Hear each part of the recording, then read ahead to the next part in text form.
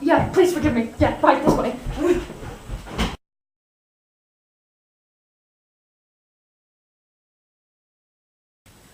Okay, hello everyone. I will be talking about the review in just a moment, but I just want to clarify something.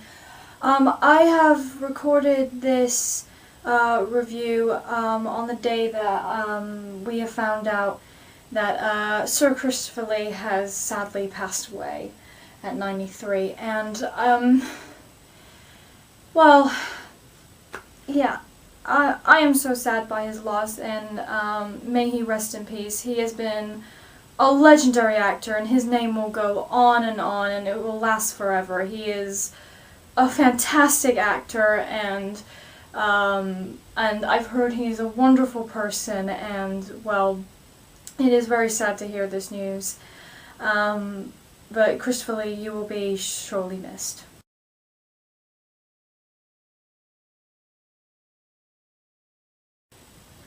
So, it's hard to talk about this now.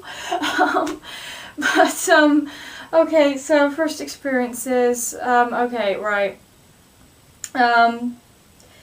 First off, interesting story, it was around my birthday, and I got the flu. Yay. Yes, you love to have the flu. But my mom got me Corpse Bride as a present, and so decided to just have it sort of in the background. She's like, don't worry if you fall asleep, you know, you're pretty much out of it. And, but, you know, and I was like, okay, alright, sure. And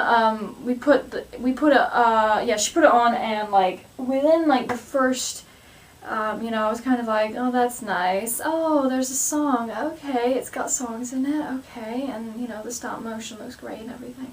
This was before I knew who Tim Burton was. And then came the scene where Victor sits down at the piano and starts playing his theme. And I suddenly kind of like sat up from my bed almost, and I just suddenly thought to myself, this is going to be so different from what I think, because I thought it was going to be a ghost story, like a simple ghost story that was kid-friendly, and then the Corpse Bride introduced herself, and there was that whole montage, and so I was like, oh, okay, it's back to this ghost story, okay, fine. And then no, we end up really knowing the character, and you know, it just became so much different, but I'll get more into that with the review, so yeah, let's get to the trivia.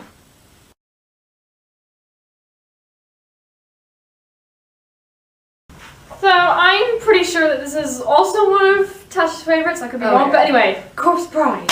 Take it away. Animation was grinded to a halt when Ray Harryhausen visited the set. Did I get that right? Yes. Oh yeah!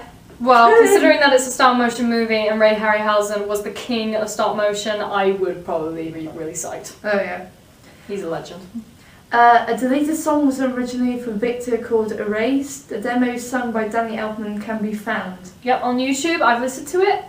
Kind of see where they cut that out, but it's a nice song. It's nice. Erased. What? Yeah. Like erased from this world or something. It's basically, it's the song that was meant to be sung after Victor heard that Victoria was marrying the Lord Farkas. I've got to find that. I haven't heard that one. Harryhausen's name appears on the piano where Victor plays the solo. Get another dedication, he's just good. But watch out for that. 14 puppets were used for Victor and Emily, and 13 were used for Victoria. Whack!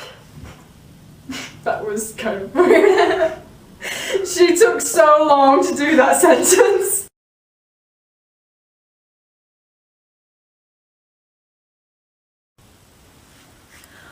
Okay, Okay, so going into the review. Okay, well, I think the thing that mainly surprised, well, the whole thing surprised me pretty much, but I think one of the main things that surprised me was the characters and just the all around feel to it. And you know, the characters, what I really appreciated from it is that it was trying to, you know, the whole thing was a love triangle story, and usually love triangles are not that easy, to be honest. I've tried it in my writing, not great, and it's usually like, what is it, you have two people that love each other, and the person, like, either, like, the person that no one loves has the most development, and you don't give a shit about the other two, or, you know, or like one person is like either a bitch or a bastard, and you kind of, you know, you kind of want certain people to get together or certain guys in the way. But you know, this one, I loved all three of the characters. They are, you know, some people might prefer Emily to Victoria or Victoria to Emily, but honestly, they're both likable characters. They're not bitches, and you can understand at the same time why Victor's sort of torn between the two, and that's also great.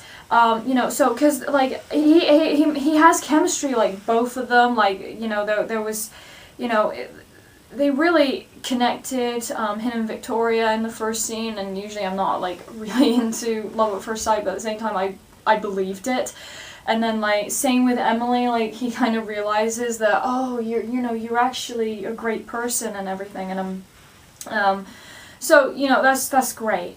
And Emily, again, was such a surprise to me on, like, the fact that, you know, if you had, like, a corpse in any other movie, you'd just be terrified by them. But no, she ended up being so likable and just great personality, a sense of humor, and there was a tragedy to her that I liked. She's much like Edward Scissorhands in that way, and that's fantastic. The other characters, I love the fact that I love the parents against the other parents. They are so funny, and I love the fact that Victoria's parents are like so depressing and yet so funny, and you know, Christopher Lee's passed out. He was great. So he was fantastic, and yeah, all the voice acting, I have to admit, for like an all-star cast, like a lot of people, like a lot of stars were in it, and yet they really went into the characters. I never sort of felt like, oh, that's just the celebrity in it. They really got into it, and that kind of goes for the stop motion. Again, like this, I haven't said this before, but I'll say it now. With Tim Burton's stop motion films, I always feel that there's such personality to these characters already, because, like, you know, he sketches a lot of them, and therefore, because he sketched them, sort of developed them, and then turned it into like a model, it looks like it has more personality, and you know, that's what I love about it. So then, with the added talent of the actors, you know, they're just absolutely amazing. The look of the film, I just love, like, you know, I love the fact that The Land of the Living is so depressing, and, you know, The Land of the Dead is actually more lively, but actually that makes sense, because in The Land of the Living, particularly, they were trying to sort of put it in Victorian times, and it was like, you know, that kind of, you're sort of put in your place, and you know, the judgment and everything, you know, is kind of like, there's not a lot of freedom to like express yourself. Well, this Land of the Dead, you're dead, you got nothing to worry about. So it's kind of like, yeah, you know, whatever. That was great, and it showed in the look, and I absolutely loved that. And you know, The Land of the Dead, their characters were creative as well. And the music. I think I put Corpse Bride as my number 2 favorite Tim Burton soundtrack, because it was just wonderful and so beautiful to listen to. I mean, like, you know, like, even I was watching it as a kid for the first time, and that's when I started to notice, like, the importance of music in a film. And so, you know, and this is before I knew anything about Tim Burton or Danny Elfman or, you know, just anything about them and their partnership. And so it was absolutely wonderful. The songs are great, and I think the words describe this movie. It's beautiful.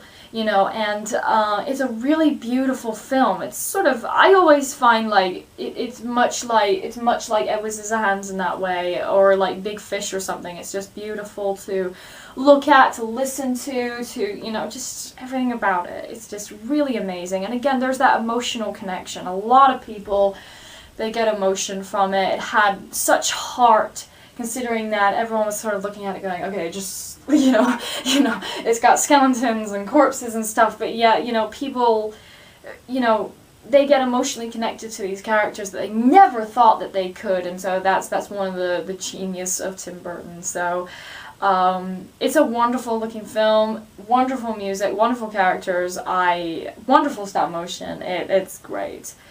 Lastly, I haven't mentioned this in the other films, but Tim, your partnership with Christopher Lee was absolutely great. I'm sure you're devastated by the news as well, particularly because, pretty much like you did with Vincent Price, you formed a great relationship with him, so, but at the same time, like, Christopher Lee, like, you brought so much to such minor roles, and, and you deserved all the awards you got. You definitely deserved your knightship. You were just so legendary, and, you will be missed.